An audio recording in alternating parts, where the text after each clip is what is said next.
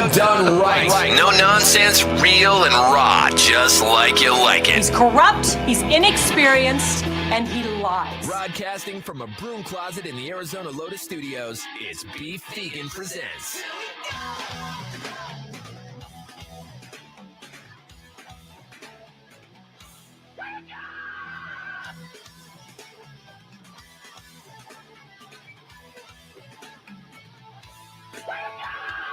Yo, welcome back to the show. It's Beef Vegan Presents live on Rock 102.1 KFMA, streaming worldwide at KFMA.com on this beautiful Monday, June 10th. Good morning, Todd Marlie. Good morning, Beef Vegan. Good morning, Derek. Good morning. We got all three of us here in studio this morning, ready live to have another radio broadcast for you. Lots of fun things to get to. Listener bake galore. We got a couple opportunities for you to win the Stack Styles record release party that's happening in O'Malley's this Friday. So gear up for that. I'll be out there as well, hanging out with the crew, Stack Styles and whatnot. And then with that, we also have tickets for the Legacy Tour, Talking Stick Resort Amphitheater. And that's with the Marley brothers, all of them. All of them, every single one. And there's 42. Bob Marley was a busy man while he was alive. Did you know? I mean, he did have like an obscene amount of children. Do you recall this? I do recall this. Yeah, now Marley, the biopic, is currently out on like Paramount, and so you can watch it. I haven't got around to it yet. My daughter has actually even watched it, and I do want to see it, but because I really feel like Bob Marley was a prophet in many ways, and in fact that the way that he even went out, like he had a certain amount of time that he was gifted to this planet. It was a gift to us, really. Mm-hmm. And at one point in time, he was attempted to be assassinated. He was shot up many times, like Tupac, and he survived miraculously. I could never say miraculously, but but he did survive. And then what did him in was a rare cancer after he developed a spot on his toe. And then that malignant melanoma. Right, dude, from his toe. Look, I understand you're on the beach and you're like laid out, you're stoned, your feet's up in the sky, but who gets cancer on their toe? People with their feet in the sand? Yeah, it's in the sand. It should be hiding from the sun. You'd think so, but then the crabs get you. I know. I don't think crabs cause cancer, or I'd have cancer a long time ago. I mean, if we could ask Bob Marley. Yeah. What were you going to say, Derek? It's toe cancer, or melanoma is skin cancer, so that's from the sun then. Yeah. But it developed on the toe and then worked his way in. And honestly, he didn't think anything of it. And he didn't want to act on it because he likes playing soccer. So, and that's kind of how it happened. But during that time, that's his young life, I think he passed away at like 36 years old. Mm-hmm. That is accurate, actually. So that's so crazy, too, because honestly, I didn't mean to become a Bob Marley historian. 36. Yeah, I said 36. You just say 36. Yeah. I swear to God, I didn't take any classes. I just smoked a lot of weed, and I'm still with this information. But during that time, he also ended up just, he was a lover of life and a lover of love. And he ended up loving his way all over Jamaica and everywhere, and then popped up numerous kids along the way. 12 of them. Yeah, 12. And then half of those kids started a band. And I'm a fan of half of those kids. So, you're talking math and breaking it down. 3 is the number that he likes. 3 is my max of Marley brothers that I like. The other ones are okay. But I mean, honestly, does a human being outside of the Marley family need more than 3 Marleys in their life? Yeah, I don't know. I mean, you really don't. You really don't. See, I met a girl who was gorgeous. Derek, you knew her. It was Carrie Ann, and she idolized Bob Marley. But unfortunately, sometimes when you idolize people, you put them in this kind of like this level where they could do no wrong. And every great man still has his flaws.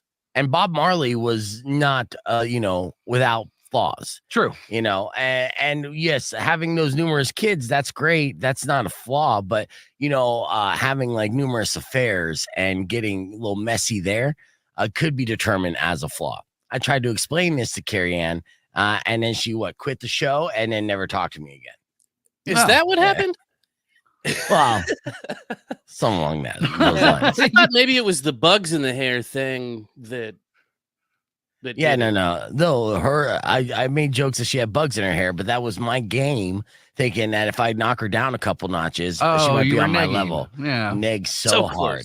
So close. It was a different time, everybody. It was a different time. Yeah. This is when they still had a VH1 show that promoted it, and it's not cool now.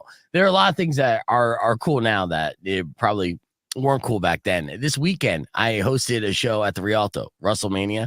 That was fantastic. Got to see a lot of listeners. It's funny too because there's some people. This is radio too. Not everybody follows the social media, wants to know what we look like, but they will listen every single day. And that's fair, right?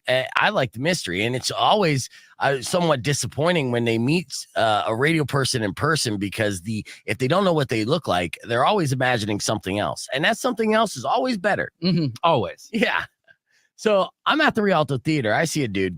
He's a little tipsy, and you can tell he's he's kind of looks he looks tough. He looks like a tough dude. He kind of don't F with me vibes is what I'm getting, but he's right next to me. So I'm like, hey man, what's going on? What's your name?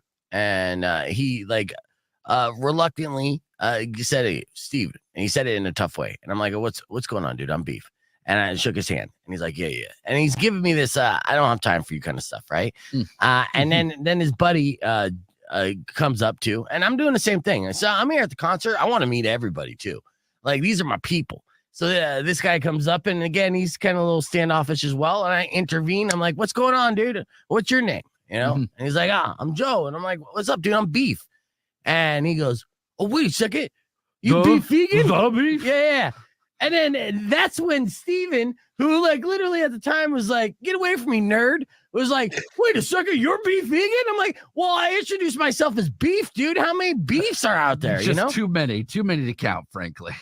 Can't keep them straight. And so they're like, dude, we listen from beginning to end every single day. You know what I mean? And I'm like, you guys are my boys this whole time. And I was just about to get stabbed by you. I'm like, that's my people. By the listeners. We always knew that's how you're going to go out. Nah, but shout out to both of them. But yeah, it was a funny moment there too. Cause it was, and it could have been a scary situation because again, whenever you meet somebody new, it's a scary situation. And, it does take a certain amount of, courage just to introduce yourself. As small as it may seem, it's a baby step to some, but it's a huge leap for most. Right. Yeah. And in that scenario, I decided to take the leap, and it paid off because then I got to meet and take a picture with guys who ride with us each and every morning. And I appreciate all of you who do. And I realize sometimes when you're doing this job, you feel like nobody's listening because, it's like people aren't calling all the time or interacting. But we don't even have a window outside. You could be outside cheering for us right now. We would have no clue. Yeah, I wouldn't even know if I'm off the air right now. But the reality is most people don't go out of their way to follow on social media or call, even to win tickets. And if you are those people, I encourage you to flip it around. Make sure you follow us, engage with us, because there's a lot of cool opportunities just being a part of this crew that we're doing here, including tons of tickets to give away and cool events and restaurants to point you to. So at Beef Vegan on social media, and then just keep that phone number in mind because, again, we're giving away a lot of tickets today. So that's what's happening on this show. We have Morning Warren coming up after Beartooth as I kick my feet up because I feel like we had a good show open. Yeah. Keep it right here. Holla at you boys. Rock 102.1 KFMA. You know the name of the show. Let's go.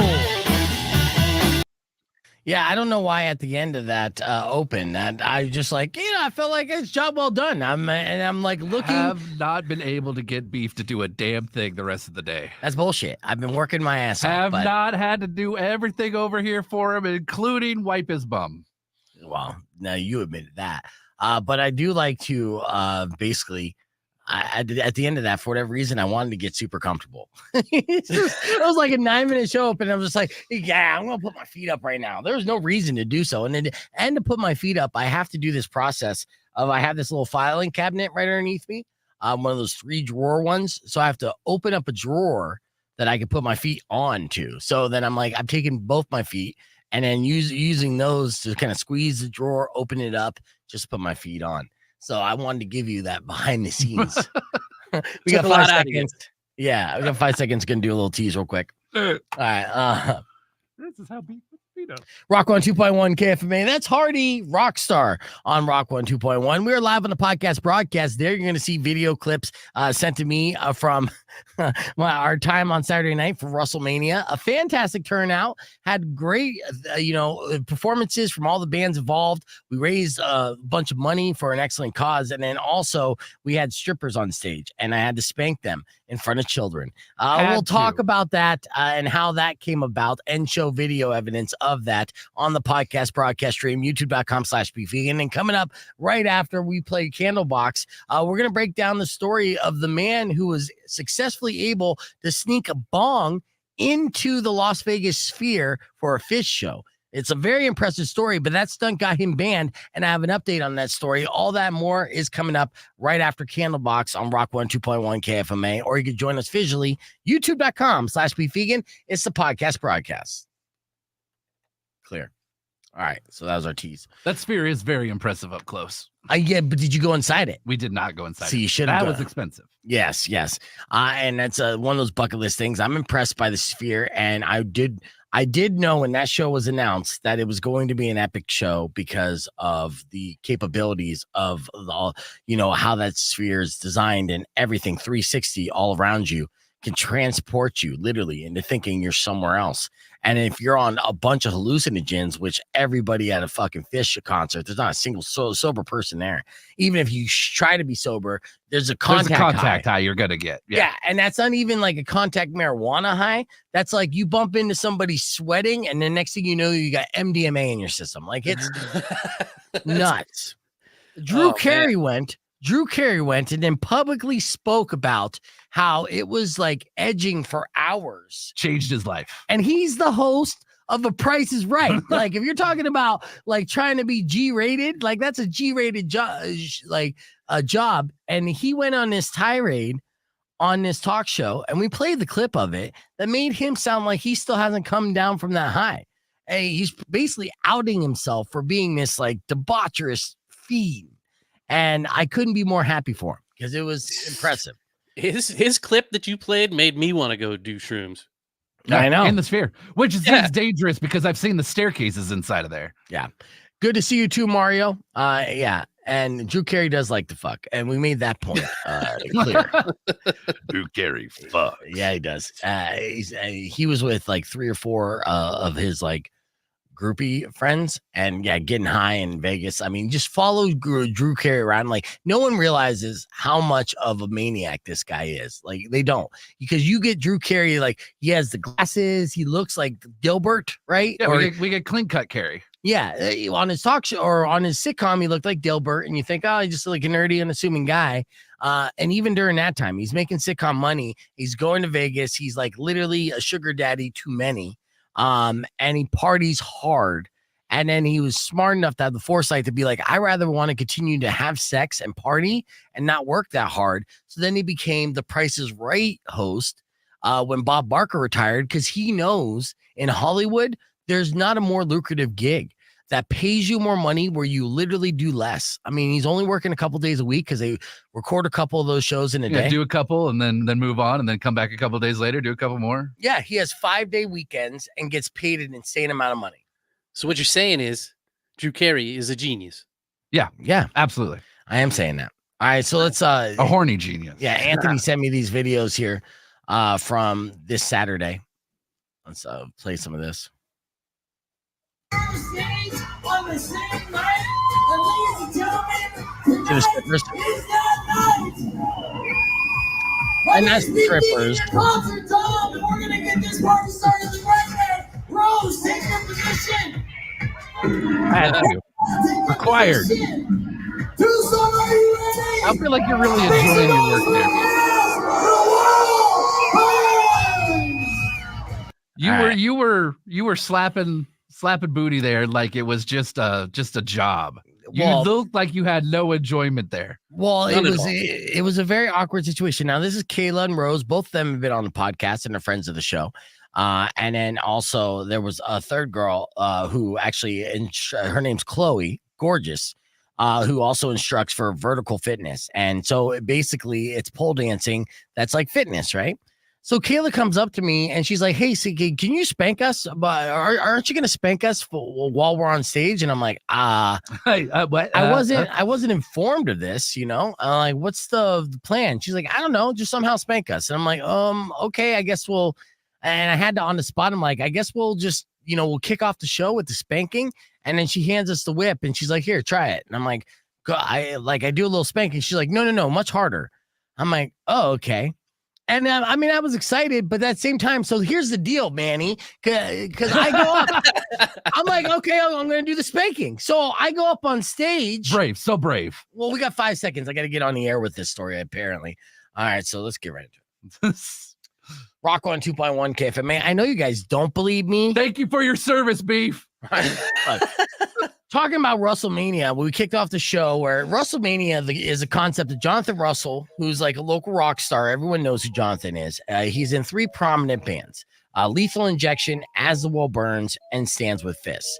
And when I started this show back on KFMA about 3 years ago, I had Jonathan in and we were talking about his bands. And I asked him, have you ever put together a show where all 3 bands perform at the same night?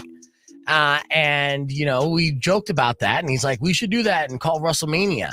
Well, it took 3 years to get all 3 bands available on the same night, and that's what Saturday was. So he was able to perform all 3 bands back to back to back, which is great. But the awkward part for me, what happened is that our friends Kayla and Rose were at the show, and they were going to be dancing and pole dancing during the sets, which is great.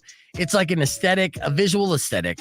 It gets very pleasing to the eyes. Yeah. In fact, actually, I have a picture that I will show on the podcast broadcast stream of Chloe, who is a pole dancing instructor who works for Vertical Fitness, who was, doing her dance in a G-string, very, revealing outfit, but doing this beautiful pole dancing work. But I took a picture of her pose. It was actually video, and I screenshotted it. That you could see in the audience, all the people that are actually staring at Chloe, like beyond the band. And I'll show you that. But anyways, back to this introduction. So I am there to hype up and introduce the bands. So right before I'm about to introduce As the World Burns, Kayla comes up to me and she's like, hey, you're going to spank us, right? Now, normally my instinct reaction is to say yes before I even know what's going on. Of course. And I was just like, well, what do you mean? I don't know anything about the spanking. Nobody told me. And she's like, well, yeah, she's like, I got this whip right here and I want you to spank Rose and I, on stage. And I'm like, okay, I'm trying to see how this connects to introducing the band. And so then on the fly, I'm like, okay, well, we'll kick off the show with me spanking you. So let's go ahead and do that. When the pole dancers ask you to spank them, the answer is yes. Yeah. I'm not going to punk out. If you're going to ask me to spank you, I'm going to spank you because I'm a good friend and I'm not afraid of spanking. So I get the whip, right? And it's just one of those like leather whips. Cat of nine tails. Yeah. And so she's like, here, she spanked me right now. See how it feels. And I'm like, okay, fine. And so I give her a little spank and she goes, no, you can spank me much harder than that. I'm like, okay. Oh boy. So yeah, so I know this. So then I'm like, okay, time to introduce the band, right? Now here's the deal. I go up on the stage, I grab the microphone. The plan is already set in motion in my mind. I'm doing this. They're standing right beside me. There's no turning back. But then I remember really quickly in real time that this is an all ages show and there are children right there in the front row. Hey-o. Yeah, I'm talking like 10 years old. They're getting a full view. Oh boy. This is where it becomes awkward, okay? Because I have these two of my friends who I respect and respectfully want to fulfill their wishes of getting spanked by me on stage in front of a group of people. I get it. Maybe it's a bucket list thing. All right? I don't want to let them down. At the same time, I don't want to scar children or even be associated with this. So now I'm in this awkward position of like, it's real time. There's no turning back. And so I'm like, to start the show for luck, I got to spank Kayla and Rose here. So like, bend over. So then I quickly and kind of limp-wristedly. Very limp-wristed. Very, very weak. Yeah, dude. I'm not going to get any like BDSM fans from my performance on Saturday night. I know that. But again, I didn't even want to necessarily do it. I was like, and so I'm like, Rose, bend over. Whoosh. Kayla, bend over. Whoosh. That sound is not what it's more of a whoosh than a whip. Either way. And then I turn to the kids and like, children, are you ready? There's as the wall burns. Now, I mean, it was a very much adult show, but it was all ages at the same time. Very confusing. Very confusing. Yeah. Super metal. Yeah, it was super metal. I am the metalist of hosts. I mean, you can't say. Now there's a lot of people out there that can say they saw Beef Vegan spank BDSM subs while being intimidated by a 10-year-old. And like confusingly stared at a lot of 10-year-old who was just confusingly like, what's going on here? And I just look at the kid like, I don't know. Stay here. Stay with me. Stay on my eyes. Don't look anywhere else. Don't look anywhere else. And most importantly, school. I think. You know that both Kayla and Rose have graduated school, so school's not a factor. But it was interesting. It was interesting and definitely kicked off my Saturday night, which did not end until early hours in the morning. So hope you guys had a good time if you went out to WrestleMania as well. That's all the time that we have on the FM side for that story. We're going to continue the conversation on the podcast broadcast. I still will give you the rundown of the fish fan who was able to sneak in a bong, because that's initially what we were supposed to talk about. I do have a little more video that I want to share with you on the podcast broadcast from WrestleMania as well, shot by Anthony. It's good times. So you can join us, youtube.com/beefvegan, or keep it right here because we got music on the way from Chris Cornell and Rob Zombie. Thank you for your service. Huh? You're welcome. I mean, I tried making the sacrifices that others can't. Yeah. How many times have you been like tricked or forced or made to spank people on stage now? 3. Okay. I know. It's happening a little too often. Lisa, let's see. Liz said, Beef was really looking inward at his 10-year-old self, living a dream. Maybe. Lisa, I will talk to Mucho and email you back. Apparently, Lisa didn't get tickets for Metalachi emailed to her, which infuriated me. Yeah, when I found that out, and I will get to the bottom of that, Lisa, and I apologize.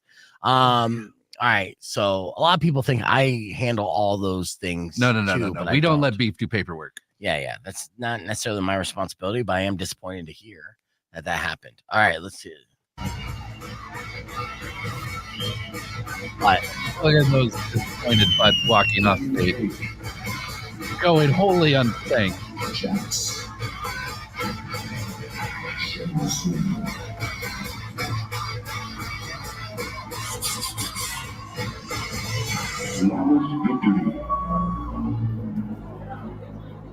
You know, most of the time you're gonna see possibly there's Anthony, Manny, and Ashley and myself.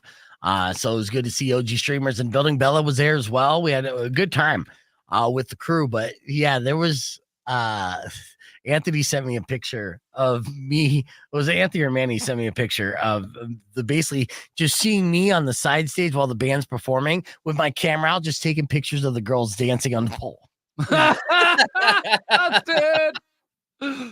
But you know what? If you're going to be a band and you're going to put strippers up behind you, nobody, you have to accept that nobody is going to look at you. Well, no, there was a lot of people looking at the band for sure. And I will show you because there is a close-up photo that I did take. It was part of the video. And I did send this to Chloe in an effort to just be like, hey, what's going on? We're friends, right? What's up? To be fair, most of the people are there to listen to the band. And if there's a show, you know, like dancing pole dancers and stuff. Possibly. I'm hearing the music and watching the show. Yeah. I'll show you this picture. Is funny because you could see, we could point out who's looking at Chloe and who's looking at the band. You could see it clear as day in this picture. And this was a screenshot from the video that I took about a 15-second. I was going to put together a little fancy reel, and I still might. But I did technically fall in love. Again? I know, but don't worry. Nothing's coming from it. So here's because there was a 10-year-old staring at you. No, because there's no interest, but that's fine too. All right, here we go. This is Chloe.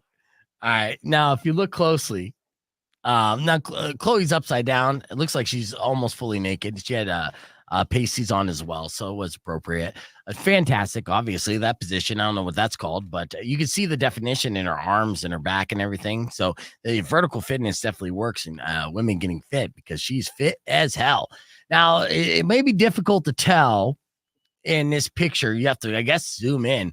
But if you look at this picture, you could see very clearly the people who are eyes locked on Chloe and then the people who are looking at like 10 and the band who are dressed as Mortal Kombat characters performing live. And they're engaging with the crowd, and it's a great crowd, but there's in this picture, it's sprinkled throughout, just people who are, again, just eyes locked, and mostly dudes, but not all dudes. There's a couple ladies there. It's like, I see you. This is an amazing show. Mortal Kombat characters and pole dancing and metal.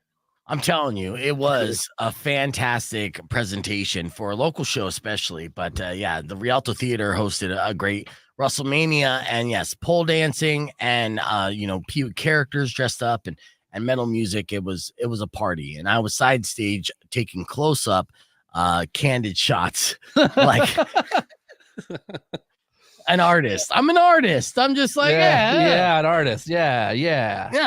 Chloe responded well on that. I will see. I sent. So when are you going to teach me how to sneak a bong into the sphere?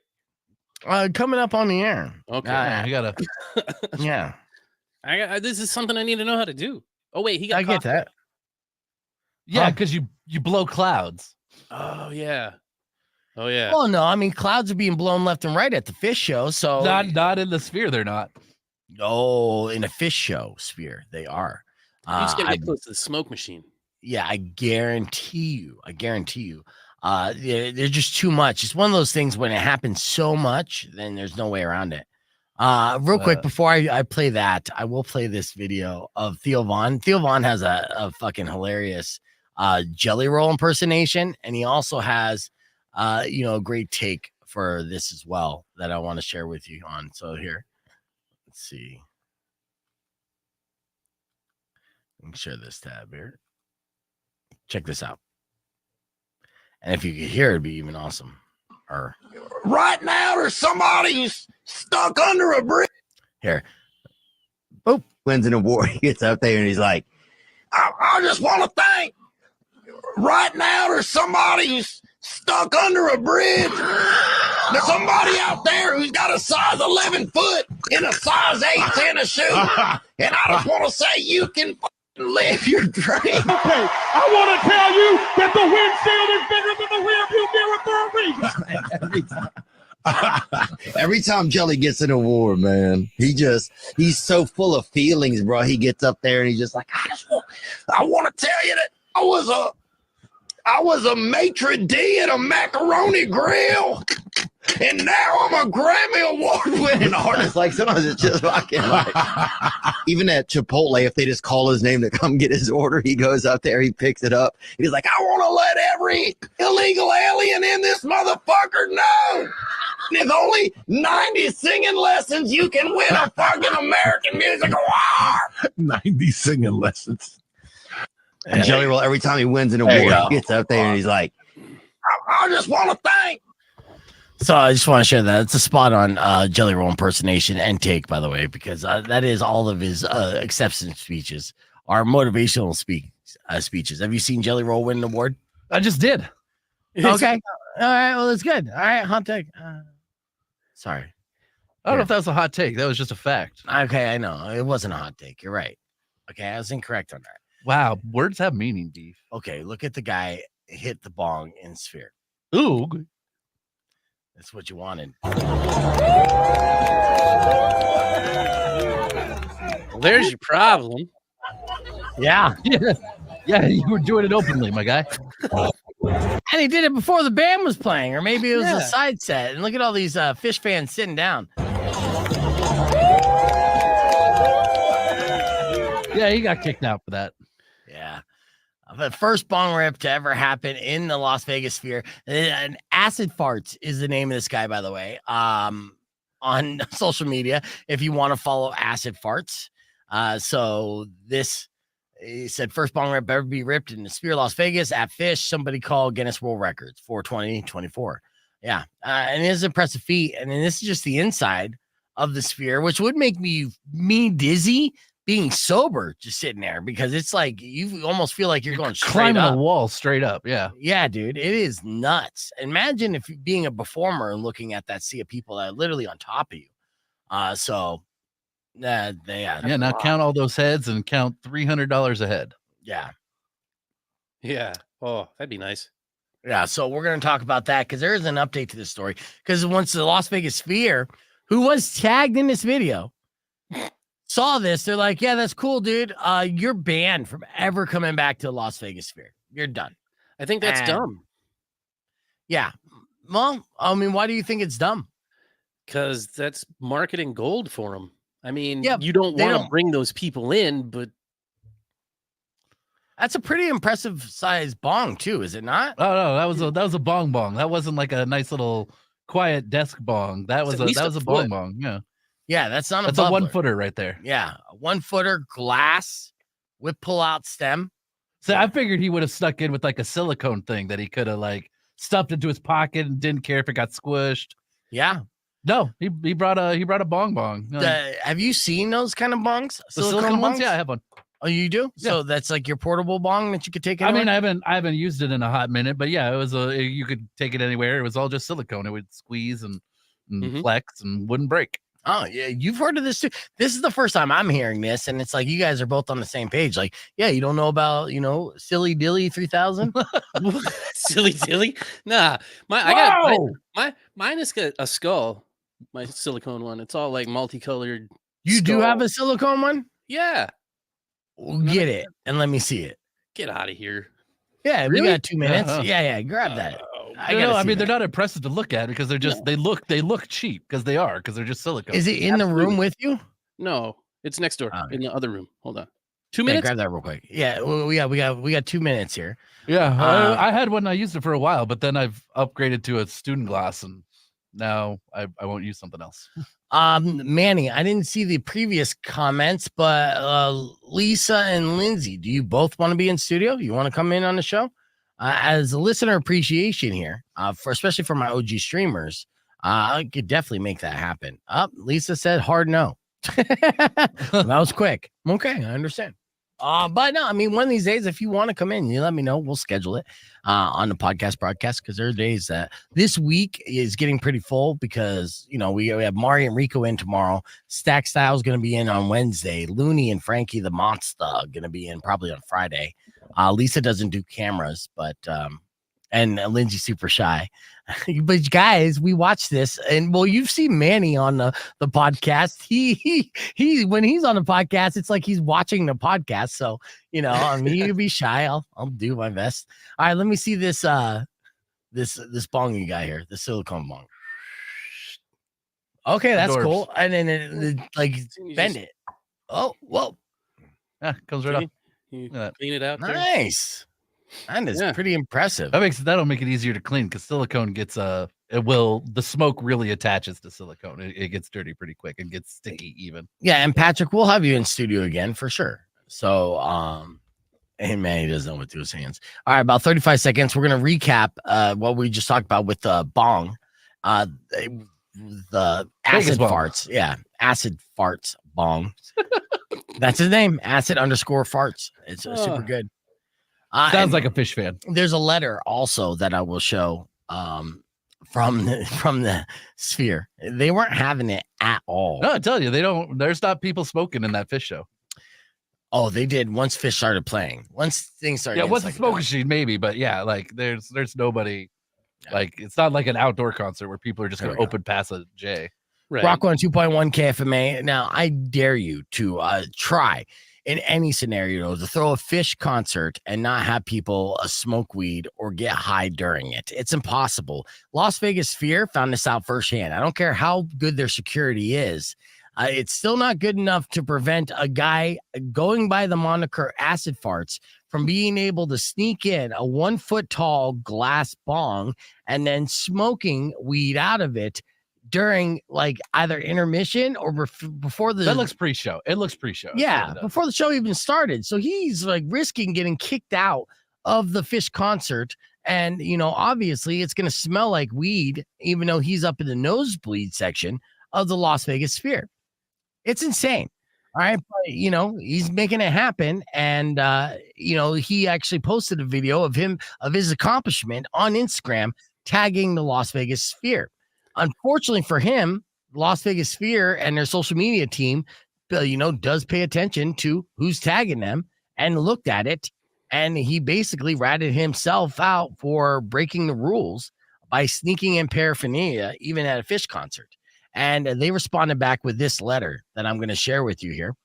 You'll see on the podcast broadcast stream. The letter reads, and I quote, say, on April 20th, you posted an Instagram video of yourself smoking inside the Sphere with the caption, "First bong hit to ever be ripped at the Sphere at Fish." You knowingly violated the guest code of conduct by visibly smoking inside the venue. Sphere's entertainment company will not tolerate actions that threaten the safety and security of our guests and employees. In light of your conduct, you are hereby indefinitely banned from Madison Square Garden, Radio City Music Hall, the Beacon Theater, the Chicago Theater, Sphere, and any other MSG venues, all of them. So it basically got him banned from every cool venue in the world that's owned by this one company, which is Madison Square Garden Entertainment. At Madison Square Garden, the box office, Chase Square, and the concierge areas, law enforcement will be contacted to ensure your expulsion, and you will be subject to the penalties, meaning you can't set foot not only inside the venue, on or around the venue.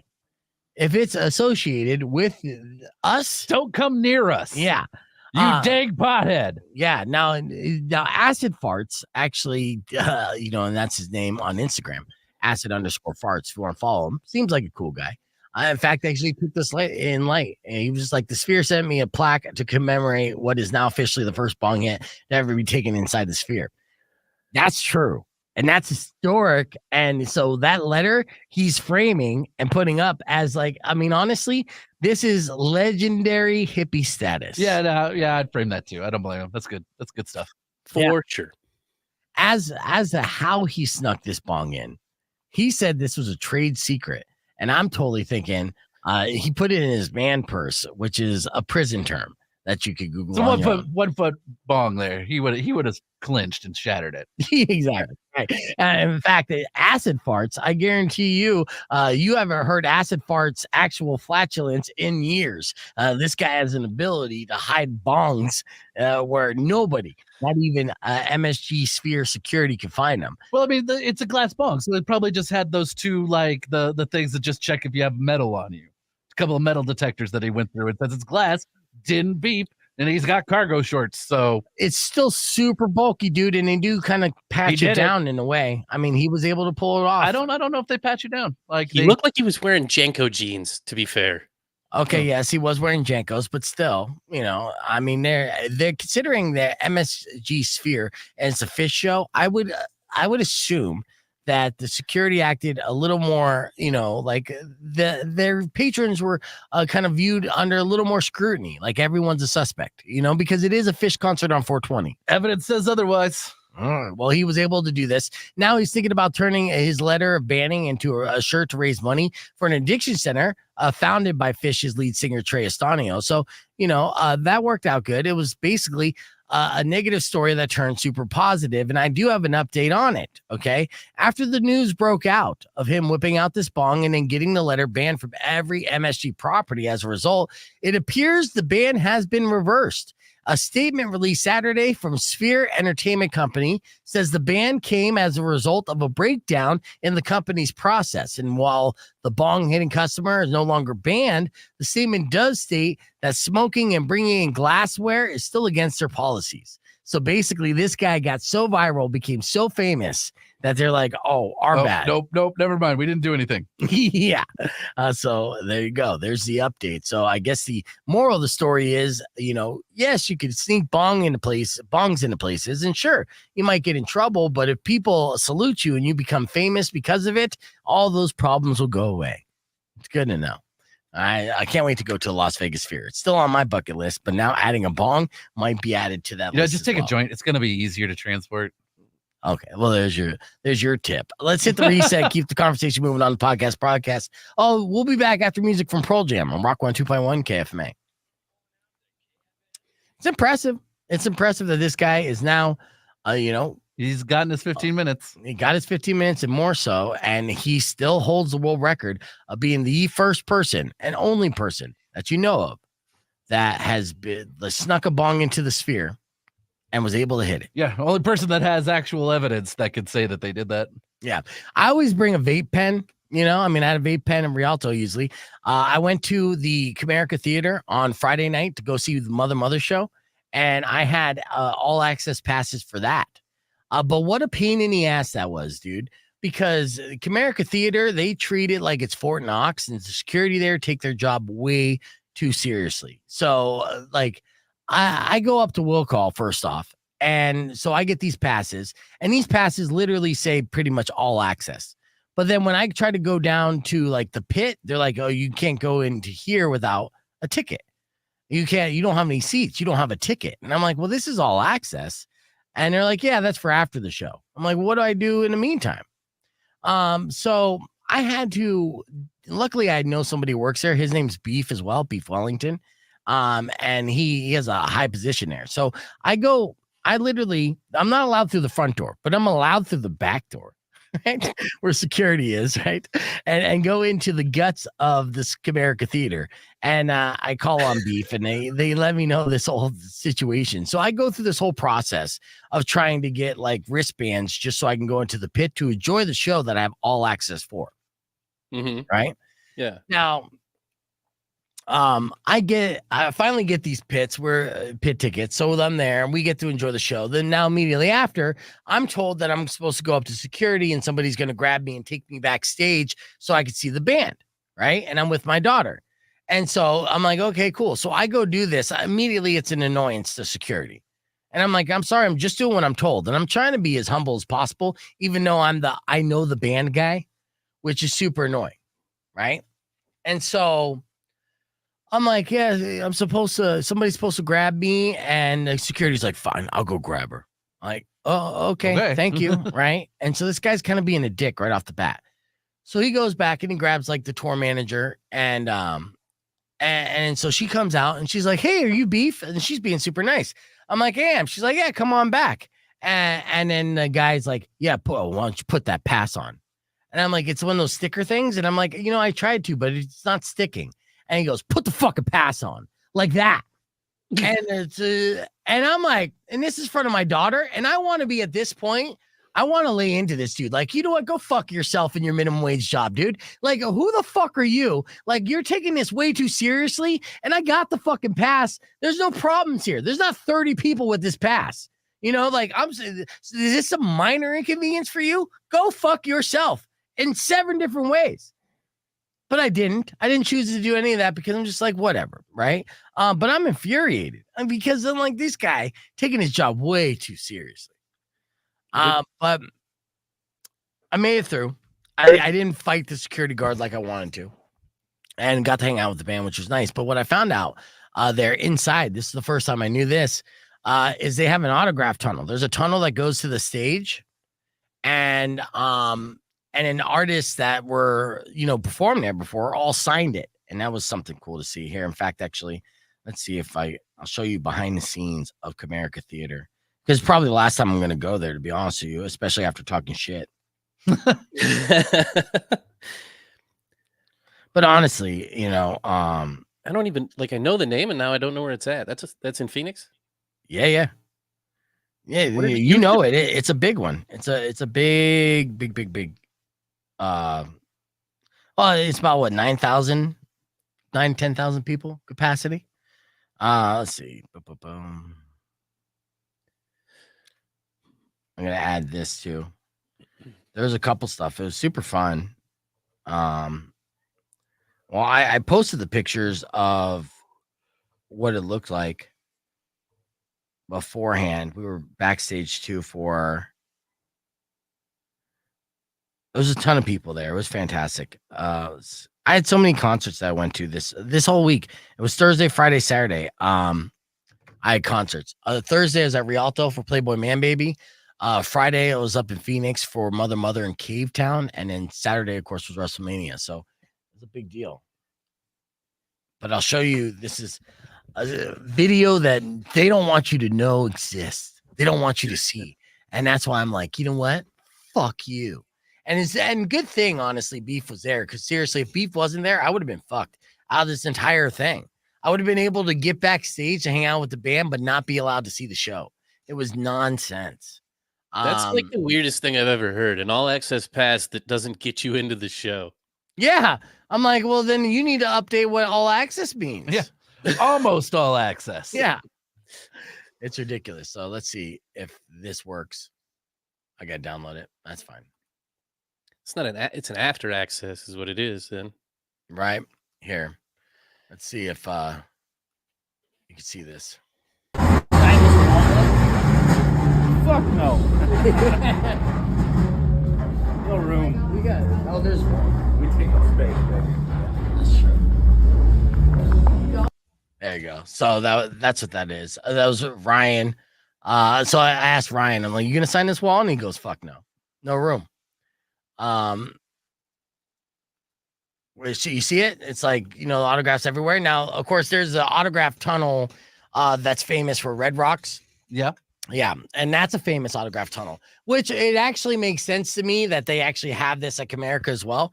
And probably all major venues, music venues especially, have this from artists. And I didn't even assume that. I just thought it was basically a Red Rocks thing. But yeah.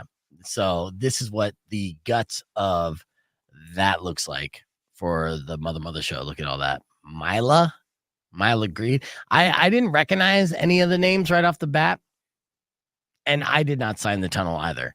I look at that, honestly, respectfully, if I would have booked the show or if I would have performed at the show, then I would have signed the tunnel. And I would really hope that anyone that does sign the tunnel anywhere is one of those two people, either the promoter who booked the show there or an artist who performed there. Because if not, what are you doing? Why are you bothering? Right. Let's see. I got another little clip that I'll play. I think if you're signing the wall just to sign the wall, you're just a tagger then, right? Yeah, pretty much. Yeah, tagger, poser, whatever, So here's the other little video.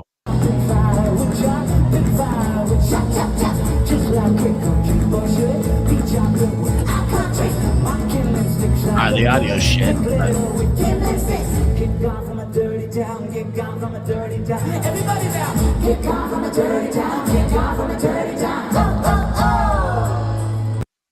Yeah, so there you go.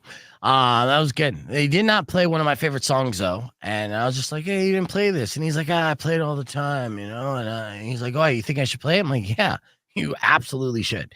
Don't be that guy, right? If it's your hit, and you're doing this like co-headlining tour with Cave Town, and there's going to be a lot of Cave Town fans there that may not be fans of your band. You can't assume that when you're co-headlining that everyone knows your entire catalog. Play your hits. Play your fucking hits." And there was a piece that coincided with that that I thought I had on here. Some interview talking about it. Yeah, but I don't know. What song are you getting them to play or wanting them to play that he didn't play? Oh My Heart, which is the title track off their album that went viral, Oh My Heart. So they played Oleander, which is similar but not the same, right? So yeah, that was the thing. But it was great catching up with them regardless. The thing is with Ryan, Ryan and I vibe, right? Like we're bros. We had that picture of the bee foot, the tattoo, which is he made my tattoo famous, which is hilarious. He just called it bee foot. But when I had an interview with Ryan is very aware that we're doing a public interview. And so he's talking like an artist.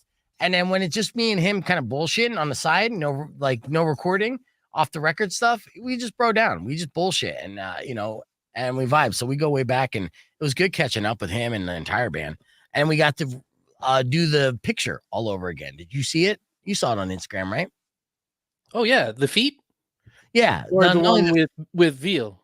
Yeah, the one with veal and the feet. But yeah, where I had we recreated a photo 9 years in the making where it was me and Veal backstage with the band, and you can see her all grown up now. And so I thought that was a cool little moment where I was like, hey, let's do that. Let's do That's that picture super again. cool. Yeah, Mhm.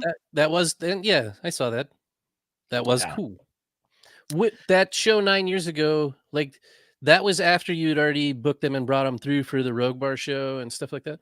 Oh yeah. Yeah. That show was actually at the sorry, I was trying to sneak a vape in. Let's back on here.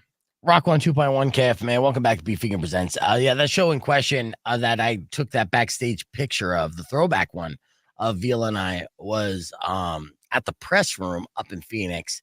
And we sold that show out for Mother on a Wednesday night. And Nice. that was big for two reasons. One, it was a show that I put my money where my mouth is. If that show was a flop, I would lose money, right? I invested in this show and I promoted it solely through the radio show that I was hosting in the station that I was on, which was a little independent station. So think about the ramification or how big that is in retrospect, because over 1,000 people showed up for a band that only got played on my little station, right? On a Wednesday night, where people usually listen to my show are responsible and don't go out during the week, because it's early in the morning. They're 9 to 5ers and they're weekend warriors. But yeah, we were able to do that. And that moment was so beautiful for this band who just played at Comerica Theater, because they were huge in Canada. They had pockets of popularity in Europe, but they did not have a fan base in America. And they were at the point where, like, what's the deal? Why don't people Why do like you hate us, America? Yeah, they don't sound like that. They're Canadian, so they actually have the same kind of accent as us. But eh? Why do you hate us, eh? Yeah, a bunch of hunky hosers. they're Vancouver Canadians, so they sounded like literally you, because you were from Seattle, so same aspect, right? So, but they were like, hey, we living in Vancouver, they're pretty much like, we're like pretty much Seattle. Why don't people like us? So it was one of those things, and I was able to show the band that it wasn't that America didn't like them; it's that the record labels in the industry didn't give them the support that they really needed, because it obviously connected with an audience, and we sold this out. And so this was the behind the scenes photograph of the green room of the press room of the band with my daughter and myself in there. And then again, this was after a fantastic night. And then we recreated that backstage at Comerica 9 years later. With my daughter grown, and the family was fantastic. But after that night, Ryan was so excited about the success and seeing this sold out crowd on a Wednesday night in Arizona that he got a tattoo afterwards with my buddy Johnny Bro. And he didn't know what tattoo to get, so he got my tattoo, the beef vegan tattoo that I have tattooed on my toes. He got beef tattooed on his foot with the little T-bone steak on the big toe. And that has gone famous amongst his fan base. They just call that the beef foot. So every time that we meet up, we have to take our shoes off and take a picture of our feet side by side. It is the strangest thing I've ever done. But I do remember to clip my toenails whenever I'm going to see Ryan. Mother, better get the feet clean. Yep, yes. And this is the first time that I was ready, and he wasn't, and he had to go like quick and run and clip his toenails before he could get the picture taken. So that's a little behind the scenes of my Friday night adventure. Let's keep the conversation moving on the podcast. We'll be back with your beef tip after these words. Yeah, you got questions? Feet pics. Yeah, hey, feet pics. I know. That's our. We're closing out with feet pics. I know what the internet likes. That beef foot is something that, again, Mother's fan base is all about. And I told the band about the story, which I love telling this story. When I first got hired down here by Schmonty, we were going to do an interview with K-Flay. K-Flay is an artist, a popular artist. And I noticed that K-Flay just did a tour up in Canada with Mother. And I thought to myself, wouldn't it be cool if she saw the tattoo somehow and it came up? Because I had K-Flay in my house right? And I booked a show for K-Flay, much like I did Mother. Same type of deal, right? She sat down in my living room for 2 hours. We had a conversation, and I booked this show and put my money up to sell this show, and it was a successful show as well. Not as successful as Mother, but K-Flay later blew up. And so I tried to tell Schmonty, like, hey, K-Flay, she's like the homie, like, we got some history. And Schmonty's like, yeah, whatever. He's been in radio a long time. He's interviewed a lot of people. He's like, okay, I get it. Okay, sure. Yeah. So he's like, just let me lead the conversation, and then you could say hi at some point. I'm like, okay, that's okay, whatever. Right. But that was it. But it was his show. I'm not one to argue. And I'm like, okay, cool. That's what you want to do. Let's do that. And so he goes in, he has this elaborate introduction. He's like, ladies and gentlemen, K-Flay, how you doing? And she goes, good. Beef. I saw Ryan's tattoo. That's the first thing she said. And I was like, fuck yes. Yes. And looking at him, and his like jaw dropped, and I'm just like, I told you, man. I told you. But yes, it was so weird too, because I literally imagined a scenario, and she basically described it as such. They were on the tour bus after the show, just kind of kicking it. And she's like, what is that on your foot? And then he explained that there's this radio DJ in Tucson, and then she's like, yeah, no, I know Beef. And then they had that moment and laughing about that stupid tattoo, because we all agree it's a stupid tattoo. Stupid tattoo. It's stupid on me. It's stupid on him and the whole world. And the more people that know about it, the stupider it becomes in legend. Very stupid tattoo. Yeah, people all know it's stupid. And they can't get over it. They've been, honestly, I put together a little reel. For the OnlyFans. It's for the OnlyFans, so you can get the feet pics. Yeah. No. I posted this on my stories. Has any fans gotten it yet?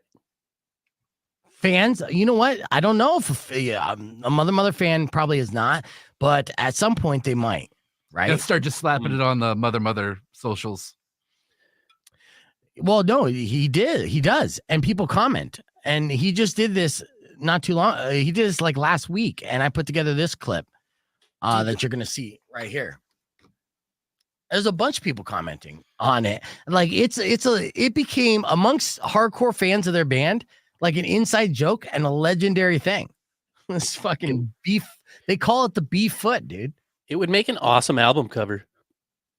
No. The beef foot picture. Like, that's sick. Here, I made this. You're going to see actual comments from their fans about this foot. I made this clip though. Check this out. Here we go. Beef foot sighting. Beef. This is their page. All these comments are coming from. Wow. And then even Jasmine saying on there. Wait, hold on. And that was one of many side-by-side beef foots that we have. But Mother France, like this fan page, says, I will never get over the fact that Ryan has beef tattooed on his toes. Never. And Jasmine, who's in the band, said, she said, it is. I laugh inside every time I see it. I remember when Ryan got the tattoo. The morning after he got it, he cried about getting it. Best tattoo story. Now we all love it because it's hilarious. Rock on 2.1 KFMA. Welcome back to Beef Vegan Presents. Now, I didn't call out Ryan for crying after the tattoo, but I'll be honest with you. I did feel bad and weird when he got that tattoo. I did not necessarily like that he got that tattoo either. Because imagine this, and I explained this to him too. I told Ryan, I said, look, you're one of my top 3 vocalists of all time. In my mind, as a fan. That's like for you, that's like if Mick Jagger got your stupid tattooed on him. How would that make you feel? You would think you'd be excited, but it was actually super weird. And I was kind of like, I was kind of weirded out by it. Did it make you question his taste? Like, you got my worst tattoo on you. What is wrong with you? Well, luckily for him, it's not my worst tattoo. That is also true. Yeah. So, but yes, it is bragging rights to be able to say that one of my favorite artists that I listen to all the time is also my tattoo twin. And I got the tattoo first. I mean, okay. I could say that in this room. Who else in this room could say that as well? Not I. Nope. Well, Sorry, it's that- all yours. All yours. You can have that one, Beef. Oh, don't act like you're not impressed. I am You're impressed. right. I won't. I'll stop. Sorry. Oh, who's your favorite artist of all time? Of all time, Aesop Rock. Okay, Aesop Rock. If you and Aesop Rock was homies and had matching tattoos, would you not be proud of that? I'd be very proud of it because the tattoo wouldn't suck. Well, do you have any tattoos? Yes, I have two. What are your tattoos? I have tattoos on my shoulders. Well, I luckily, mean, it's not. I'm not going to show it to the radio. you can show it to our streamers. Well, let's see what, because I want to see what tattoo doesn't suck. I want to see 2 tattoos on you. No, Because I have a feeling at least one of the 2 is going to suck. I mean one of them was done by Laugh Track, and that has not stood the test of time. Exactly. See, well, I have tattoos from Laugh But Track. if I was going to get a tattoo with my favorite artist that we're going to match, I would make sure that tattoo was nice and did not suck. I would get new tattoos. I don't know. I don't think the beef foot tattoo necessarily sucks. I think there's a lot of fans out there. That unfortunately is all the time that we have for this show. So my beef tip to you is don't be afraid to get a tattoo, because even if it sucks, maybe your favorite singer in the world will get it matching tattoo just to be cool with you too. Maybe It could happen. I've seen it happen once. it happened before. once. Yes. All right. Thank you guys for listening. Drive safe, ride safe, and rock local. Later.